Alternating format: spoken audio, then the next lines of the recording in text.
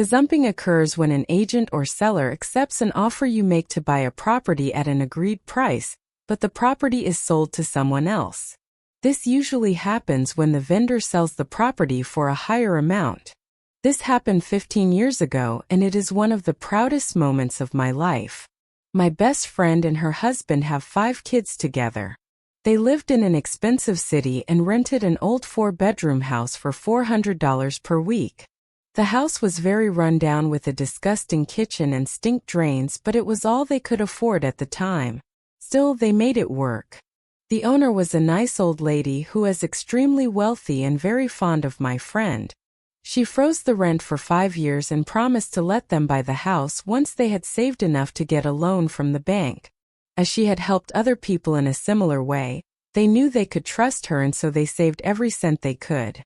It took them 5 years, but they finally told her they were ready. 2 days later, the nice old lady passed away, before anything was put in writing. Enter the new owners. The lady's 4 children, each extremely wealthy in their own right.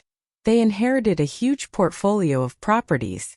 When they first spoke to my friends, they assured them that the sale would still go through, but they would have to wait until probate had settled.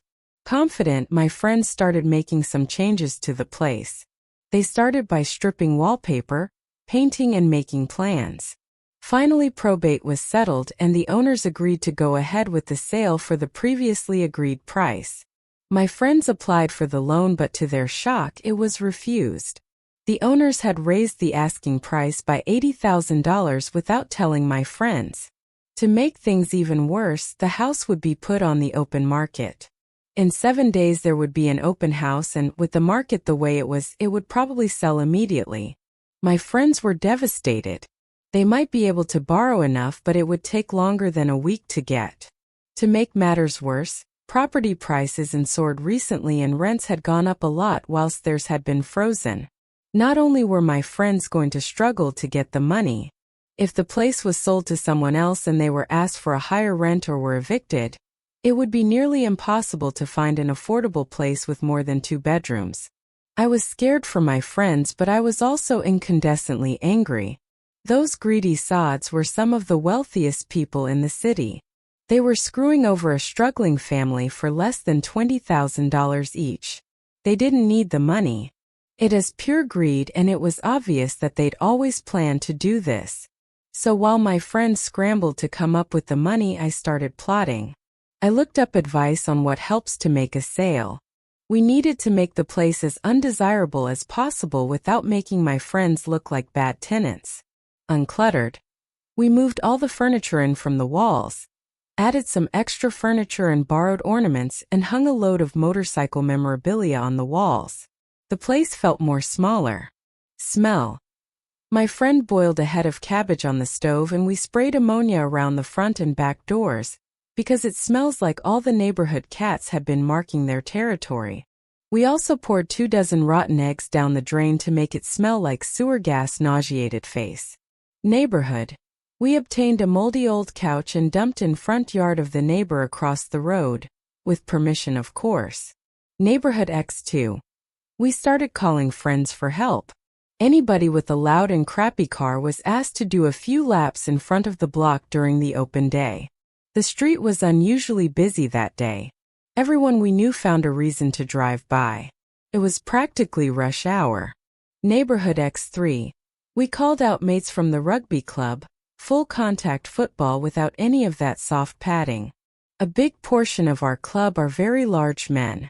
The next door neighbor set up a barbecue in their front yard, and we offered free food and cheap beer. They came on motorcycles wearing their roughest gear. There was quite a crowd.